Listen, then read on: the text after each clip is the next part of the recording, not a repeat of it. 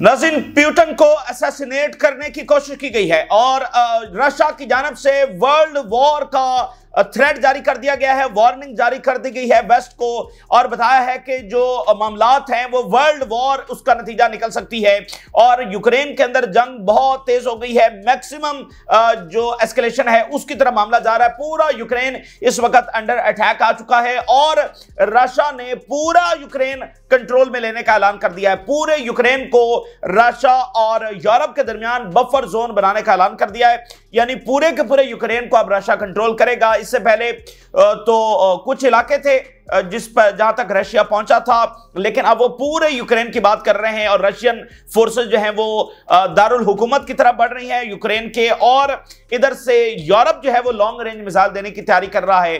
तो वहां पर मामलात बहुत खराब हो गए हैं और रशिया की जानिब से आज वर्ल्ड वॉर की वार्निंग जो है वो जारी की गई है। और इसके साथ साथ जो अगला मैदान जंग है वो आर्कटिक भी बनने जा रहा है। हम पिछले कई महीनों से बात कर रहे हैं और आर्टिफिशियल इंटेलिजेंस जो है वो नए वॉरफेयर सिस्टम का सबसे बड़ा वेपन बनने जा रहा है। वो हम बहुत सारी जंगों में देख भी रहे हैं। मिडिल ईस्ट के अंदर भी आर्टिफिशियल इंटेलिजेंस वेपन जब इस्तेमाल हो रहा है, यूक्रेन के अंदर हो रहा है और आगे जो है वो बहुत मैसिव लेवल के ऊपर आर्टिफिशियल इंटेलिजेंस बतौर वेपन इस्तेमाल होने जा रहा है। अब नाज़रीन, आर्कटिक के अंदर बर्तानिया ने आर्टिफिशियल इंटेलिजेंस से लैस वेपन जो है वो डिप्लॉय करने का ऐलान कर दिया है रशिया को कन्फ्रंट करने के लिए। और इसका दूसरा पहलू यह है कि इससे पहले तो वहां पर अमेरिका अपनी प्रेजेंस बढ़ा रहा है और अमेरिका के लिए यूरोप ने खुला मैदान छोड़ा हुआ है, दुनिया के तमाम रीजन्स भी और आर्कटिक भी। लेकिन अब यूरोप बजाते खुद जो है वो तमाम रीजन्स के अंदर और आर्कटिक के अंदर अपनी प्रेजेंस जो है वो बढ़ाने का ऐलान कर रहा है। तो ये तमाम इकदाम जो है वो इस बात का ऐलान है कि अब यूरोप अपने मुताबिक जो है वो पॉलिसी बनाएगा, इसलिए मिडिल ईस्ट के हवाले से भी उसको पॉलिसी जो है बदलना पड़ेगी। और इसके साथ मिडिल ईस्ट के अंदर बहुत एस्केलेशन हो गई है। इजराइल की जानिब से यमन पर अटैक कर दिया गया है, यमनी एयरपोर्ट्स को जो है वो निशाना बनाया गया है, 7 बंदरगाहों को अटैक करने की धमकियां जब लगाई जा रही हैं। और इधर जो है नेतन्याहू ने मोसाद का चीफ और अपना एक राइट हैंड जो है वो वाशिंगटन भेजा है और आज इन दोनों बंदों की मुलाकात हो रही है। और इसको मीडिया रिपोर्ट्स के मुताबिक ये बताया जा रहा है कि इजराइल की ये फाइनल अटेम्प्ट है कि अमेरिका और ईरान के दरमियान जो एग्रीमेंट हो रहा है वो ना हो। और इधर से IRGC ने ये बयान जारी किया है कि वो पूरी तरह से हाई अलर्ट है, खतरा मौजूद है कि इजराइल किसी भी वक्त हमला कर सकता है। पिछले कई महीनों से जो है वो ये खतरात तो रहे हैं, लेकिन इस वक्त चूंकि टॉक्स की कामयाबी के ज्यादा चांसेस हैं तो इसलिए अब खतरात जब बहुत ज्यादा है और बहुत सारी रिपोर्ट्स भी सामने आ चुकी हैं। और इधर आप देखिए कि दुनिया कैसे तेजी के साथ तब्दील हो रही है और उसके अक्स जो है वो हम देख रहे हैं मुख्तलिफ वाकयात के अंदर। मैक्रोन जो है वो आसियान कंट्रीज के विजिट के ऊपर पहुंचे हुए हैं, वियतनाम गए, अब वो इंडोनेशिया पहुंच चुके हैं और इंडोनेशिया में खड़े होकर उन्होंने फलस्तीन की रियासत की बात की है। और इसके अलावा आसियान कंट्रीज के अंदर और भी दौरे वो करने जा रहे हैं। और वहां पर उनको सवाल हुआ कि यूरोप के जो डबल स्टैंडर्ड्स हैं इजराइल और फलस्तीन के हवाले से, इजराइल के हवाले से उनकी पोजीशन कुछ और है, फलस्तीन के हवाले से कुछ और है, तो दुनिया सवाल कर रही है। और अब यूरोप को इंगेज करना है मुख्तलिफ रीजन्स के साथ, मुख्तलिफ कंट्रीज के साथ, इकोनॉमी में, डिफेंस में, और मार्केट्स उनको चाहिए अपनी प्रोडक्ट्स बेचने के लिए। अब जहां पर भी जा रहे हैं फलस्तीनी रियासत का सवाल हो रहा है, तो दुनिया बड़ी तेजी के साथ तब्दील हो रही है और इजराइल जो है वो इस तेजी के साथ बदलती दुनिया में फिट नहीं बैठ पा रहा है। दुनिया कॉरिडोर्स बना रही है, दुनिया जो है वो मुआहदे कर रही है, दुनिया नया इंफ्रास्ट्रक्चर खड़ा कर रही है और नए अलायंसेस बना रही है, उसमें कहीं भी इजराइल फिट नहीं है। इजराइल से ना पूछा जा रहा है ना उसको बताया जा रहा है। और इजराइल जो है वो बच्चों को मारकर डोमिनेंस हासिल करना चाहता है, जो किसी तौर पर होने वाली नहीं है।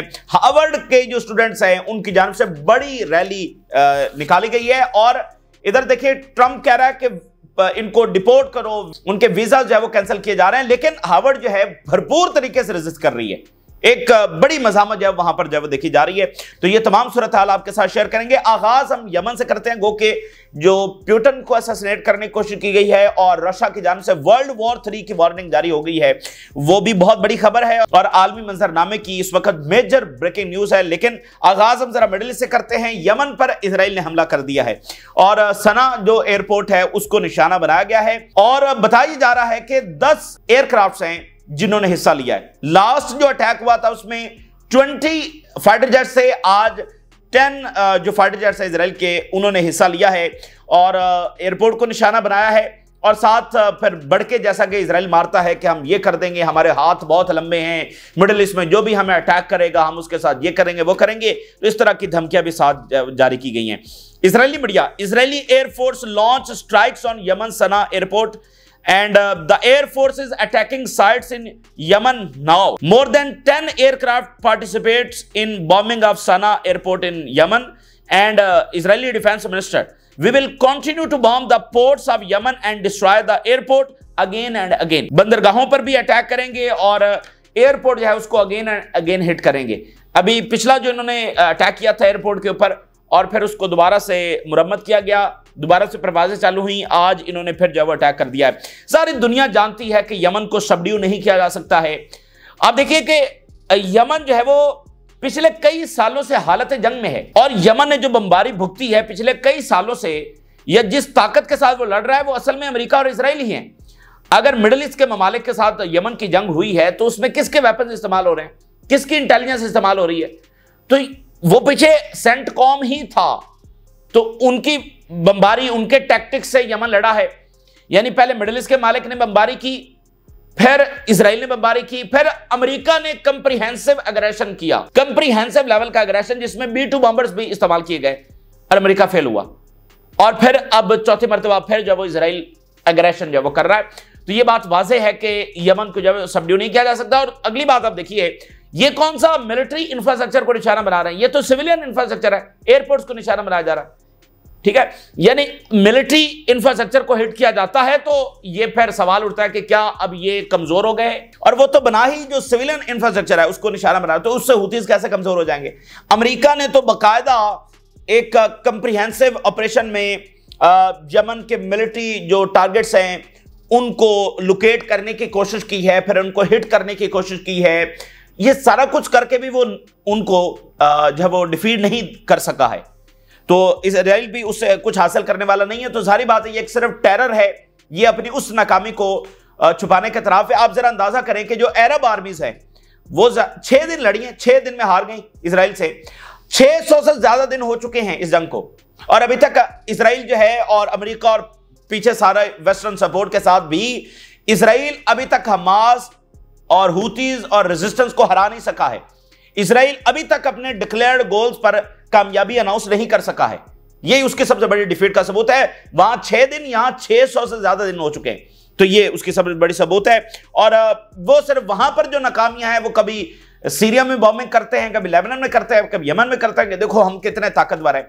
और उनकी एरोगेंस ये भी है कि देखो सारे अरब तो हमारे साथ है, सारी अरब वर्ल्ड को तो हमने फातेह कर लिया है, तो फिर ये कौन है जो हमारे सामने आकर खड़े हो गए और फिर हार भी नहीं रहे?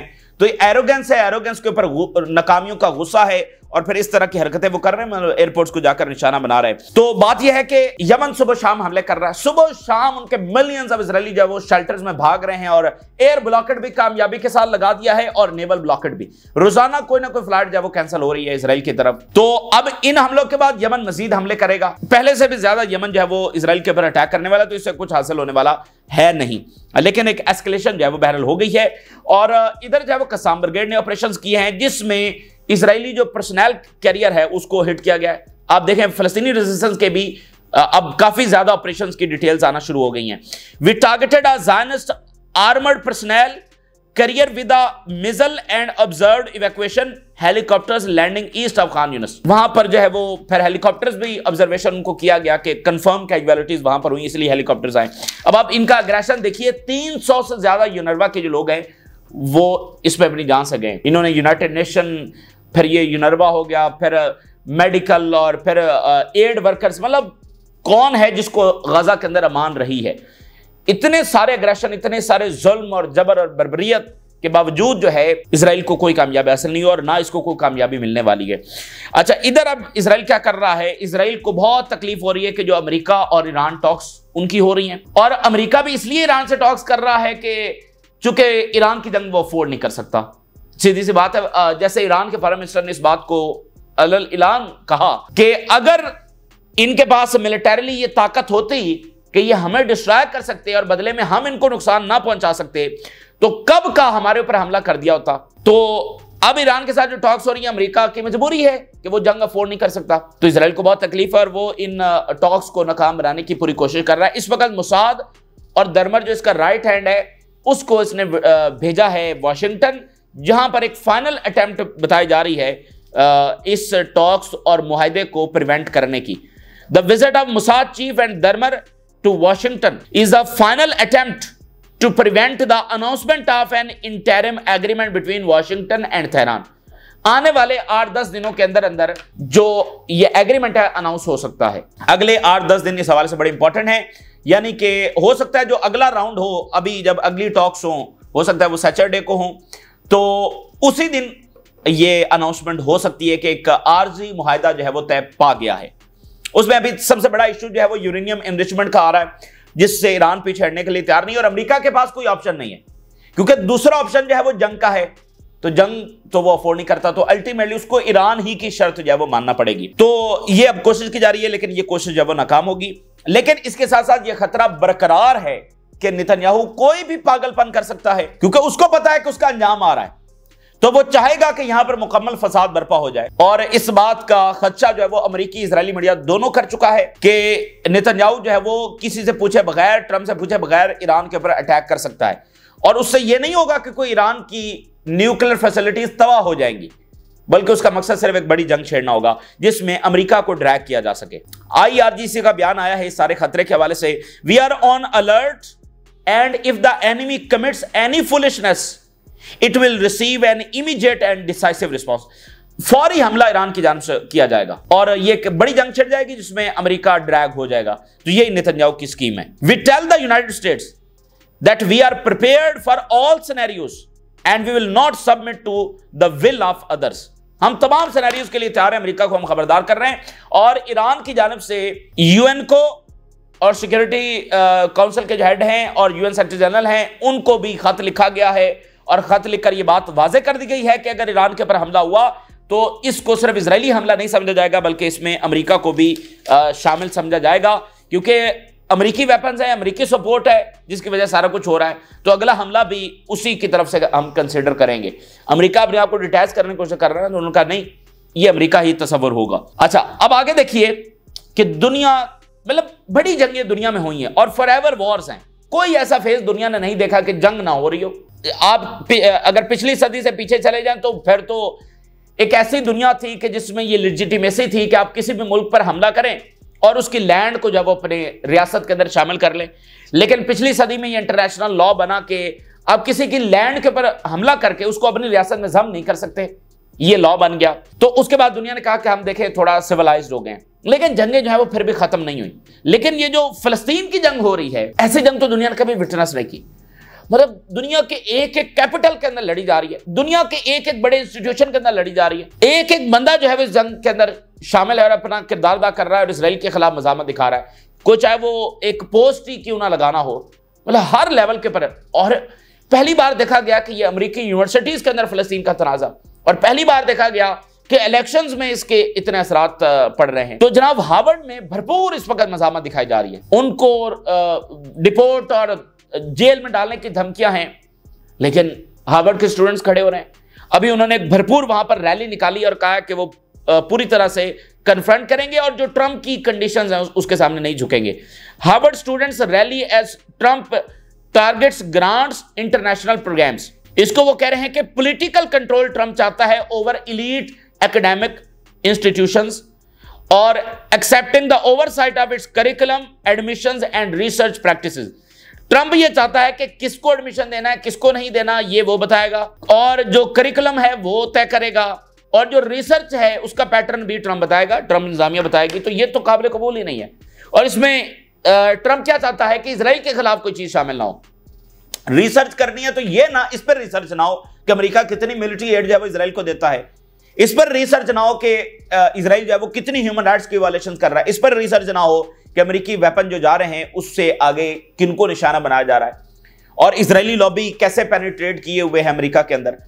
तो मतलब इस वक्त अमेरिकन को जो सबसे बड़ा मसला दरपेश है वो यूनिवर्सिटीज वाला है, और ये बल्कि एक बड़ी तहरीक में तब्दील हो रहा है कि वो देख रहे हैं कि देखें यूनिवर्सिटीज को अगर नुकसान हो रहा है तो ये तो डायरेक्टली अमेरिकन को नुकसान है ना, तो इससे तो उनका ज्यादा तवज्जो पड़ रही है इसराइल की हरकत की तरफ। तो ये एक भरपूर लड़ाई वहां पर जारी है और चाइना ने हार्वर्ड को और बाकी यूनिवर्सिटीज के स्टूडेंट्स को वेलकम किया है कि हमारे दरवाजे आपके लिए ओपन है। और इधर यूरोप में बड़ी ताकतों के ऊपर मुसलसल प्रेशर है और स्पेन जैसी एक ताकत जो है वो बहुत खुलकर बात कर रही है। आयरलैंड, नॉर्वे, ये सारे कंट्रीज, बेल्जियम, और सैंक्शंस की वो बात कर रहे हैं। और बर्तानिया, फ्रांस, जर्मनी इन ताकतों के ऊपर बहुत प्रेशर डाल रहे हैं कि एक्शन लेना चाहिए और यूरोपीय यूनियन के ऊपर बकायदा। आज नाज़रीन 1 साल हो गया है जब स्पेन ने फिलिस्तीनी रियासत को रिकॉग्नाइज किया था, 28 मई 2024। और आज स्पेन के प्राइम मिनिस्टर की स्टेटमेंट जारी हुई है। Spain will continue to raise its voice louder than ever to end the massacre the world is witnessing in Gaza. अब हमारी आवाज और भी बुलंद होगी और गजा के अंदर जो ये जुल्म किया जा रहा है, यानी वेस्ट अब खुलकर इस चीज को हाईलाइट कर रहा है कि गजा में ये जुल्म हो रहा है। 1 year after the recognizing Palestinian state, the pain in Gaza remains unbearable। 1 साल हमने हो गया, हम फलस्तीन रियासत को तस्लीम किया, लेकिन जो दर्द है, जो तकलीफ है, वो अभी तक खत्म नहीं हुई है।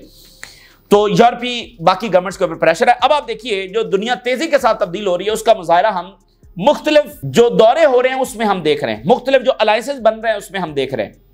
इस वक्त बदलती दुनिया का एक बड़ा अक्स जो है हम आसियान कंट्रीज में देख सकते हैं। साउथ ईस्ट एशिया के जो मुल्क है, जो 10 रियासतें हैं, Myanmar, Vietnam, Indonesia, Malaysia, Singapore, Thailand, Cambodia, जिसमें जबरदस्त इन्फ्लुएंस इस वक्त चाइना हासिल कर चुका है। अब नाज़रीन एक तो आसियान का समिट हुआ है और आसियान में पहली बार चाइना भी शरीक हुआ आसियान के समिट में, और पहली बार जीसीसी गल्फ जो कंट्रीज हैं वो भी शरीक हो गए। ये तारीख में पहली बार ये ट्रायलैटरल समिट हुआ है। ये एक बहुत बड़ा सबूत है कि दुनिया कितनी तेजी के साथ बदल रही है और कैसे ममालिक आपस में एंगेज कर रहे हैं और अलायंसेस बना रहे हैं, कॉपरेशन कर रहे हैं। For the very first time ASEAN, gulf और चाइना ये ट्रायलैटरल हो गया। और इसके साथ मैक्रोन जो है वो आसियान कंट्रीज के विजिट के ऊपर पहुंच गए हैं। और ये वो मुजाहरा है जिसकी हम पिछले कई महीनों से बात कर रहे थे कि यूरोप को अब इंगेज करना पड़ेगा, मुल्कों के साथ जाकर अपनी पॉलिसी बनानी पड़ेगी, उनकी मार्केट्स चाहिए, वहां से इन्वेस्टमेंट चाहिए, वहां के साथ डील्स करनी है। तो हर मुल्क आगे से, खासकर इस्लामी दुनिया की हमने आपको बताया सब ज्यादा अहमियत होगी क्योंकि उनकी मार्केट्स भी बहुत बड़ी हैं, उनके पास आबादी भी है, वहां पर चीजें बेचनी भी हैं, इंपोर्ट भी करनी है। तो वहां पर तो फलस्तीनी रियासत का सवाल होगा। और यूरोप के जितने मसाइल हैं वो अब मिडल ईस्ट को, इस जारियत को अफोर्ड नहीं कर सकता। तो उसका मुजाहरा हम देख रहे हैं। मैक्रोन पहुंचे वियतनाम, उसकी डिटेल्स हमने आपके सामने रखी। अब वो पहुंचे हैं इस वक्त इंडोनेशिया में इस वक्त पहुंचे हैं और उसके बाद वो सिंगापुर जा रहे हैं। तीनों जबरदस्त आसियान के मुल्क हैं जिनका वो दौरा कर रहे हैं और बहुत सारे एग्रीमेंट्स हो रहे हैं, एनर्जी के अंदर, डिफेंस के अंदर, इन्वेस्टमेंट्स की बात हो रही है। और वहां पर सवाल हुआ फलस्तीनी रियासत और डबल स्टैंडर्ड्स का सवाल हुआ कि आप गजा पर कोई आवाज नहीं उठा रहे हैं। ठीक है, ये सवालात उनसे वहां पर हुए हैं और इंडोनेशिया में खड़े होकर फ्रांस ने कहा कि हम फलस्तीनी रियासत की तरफ बढ़ रहे हैं। Macron deepens defence trade ties in Indonesia, South Asian tour aimed at strengthening France role as a balancing power in the field of defense, security, economy, culture. France Indonesia signs defense cooperation letter। एक letter of intent जो है वो sign किया गया है Indonesia और Macron की जानिब से, जिसमें डिफेंस कॉपरेशन जो है उसको बढ़ाने का ये लेटर ऑफ इंटेंट है कि हम इस डायरेक्शन के अंदर आगे बढ़ना चाहते हैं। और इसके अलावा वो बिजनेस लीडर्स के साथ मिलेंगे, स्टूडेंट्स के साथ मिलेंगे। इसके अलावा आज ही स्टेट डिनर होगा, यानी अभी कुछ ही देर में बिजनेस लीडर्स के साथ मुलाकात होगी, स्टूडेंट्स के साथ मुलाकात होगी और फिर रात को जो है वो डिनर होगा स्टेट की तरफ से और उसके बाद जो है वो स्टेट डिनर होगा। अब आप देखें ना कि ताल्लुकात गहरे किए जा रहे हैं और वहां पर उनसे सवालात मीडिया ने भी किए कि फलस्तीनी रियासत और आपके डबल स्टैंडर्ड्स, और उनका जवाब आया, we have no double standards when it comes to issue of Israel and Palestine and the Middle East. उन्होंने कहा जी हमारे कोई डबल स्टैंडर्ड्स नहीं है। अच्छा, ये पहले उनकी बातें सुनते जाइए। We are committed to ending the conflict in the Middle East. We continue to move toward Palestinian state solution and achieving the lasting peace in the Middle East। अब ये सबको पता है कि डबल स्टैंडर्ड्स हैं, लेकिन असल बात ये कि सवालात हो रहे हैं। और मिसाल के तौर पे गार्डियन ने क्या लिख दिया, West shift tone on Gaza but action remains silent. उनका अपना मीडिया है। तो बात यह है कि एक स्पेन, मतलब अंदर से ममालिक का प्रेशर, यूरोपीय यूनियन के मेंबर स्टेट्स का प्रेशर, फिर दुनिया के साथ वो इंगेज कर रहे हैं उनका प्रेशर और उनकी डिमांड्स कि भाई अमन होगा। तो देखिए सबसे इंपॉर्टेंट रीजन उनके लिए मिडिल ईस्ट है, तो मिडिल ईस्ट से इन्वेस्टमेंट चाहिए। उनकी लग्जरी तरीन कार जो है वो श्रीलंका और बांग्लादेश तो नहीं खरीद सकते, उनके लग्जरी तरीन कार सऊदी अरेबिया खरीदेगा, यूएई खरीदेगा, कतर खरीदेगा, कुवैत, बहरीन खरीदेंगे, तो मिडिल ईस्ट में अमन होगा तो खरीदेंगे ना, तभी मामलात आगे बढ़ेंगे। तो ये वक्त की जरूरत है जो बन गया है।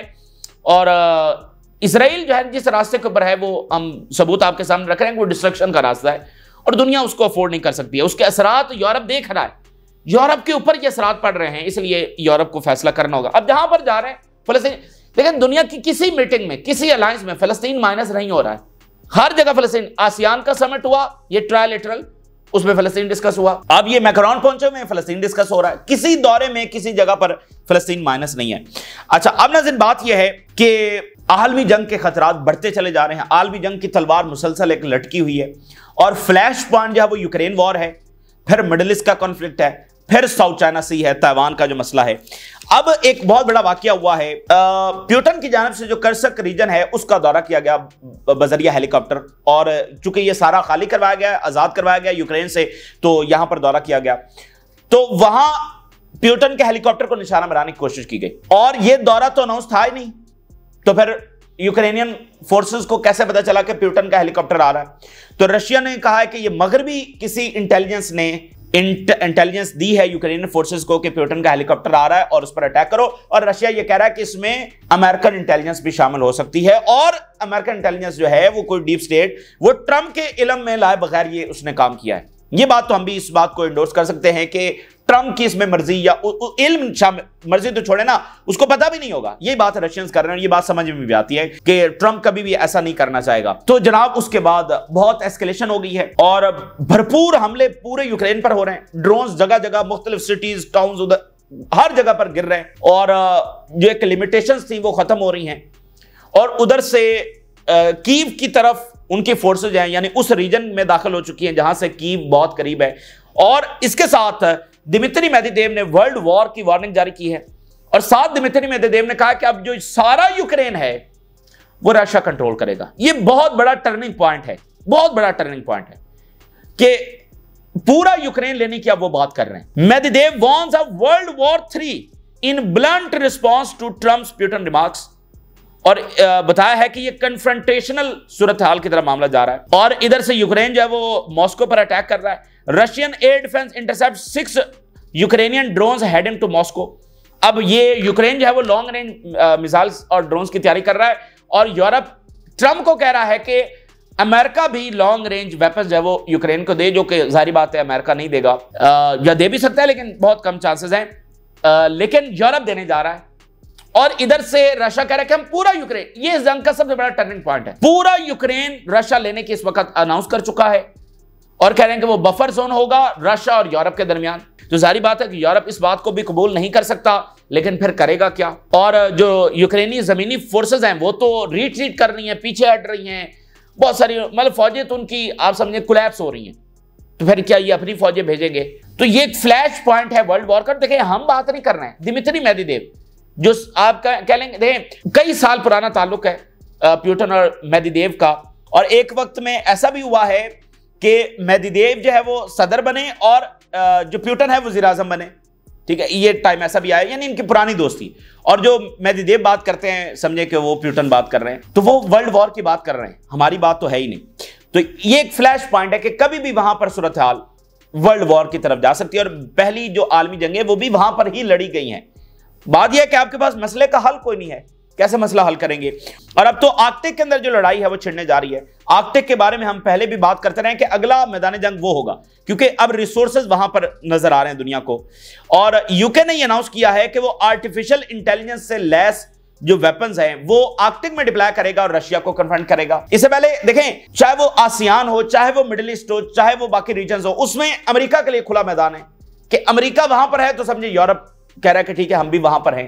लेकिन अब नहीं, हर रीजन में यूरोप अपनी प्रेजेंस दिखा रहा है। तो ये सारी चीजें अल्टीमेटली यूरोप को मजबूर करेंगी कि वो इजराइल के खिलाफ प्रैक्टिकल स्टेप्स लें। ये सारे इश्यूज बदलती दुनिया में रियलिटीज उनके ऊपर वाज़ेह हो रही हैं कि इस अननेसेसरी जारियत से वो कुछ हासिल करने वाले नहीं। यूरोप को बहुत बड़े इश्यूज का सामना है, ये उनको करना पड़ेगा, आने वाले दिनों के अंदर करना पड़ेगा। ये ताजा तरीन सूरत हाल जो आपके साथ शेयर किया, आपने राज लगा करें। इजाजत दीजिए, अल्लाह हाफिज।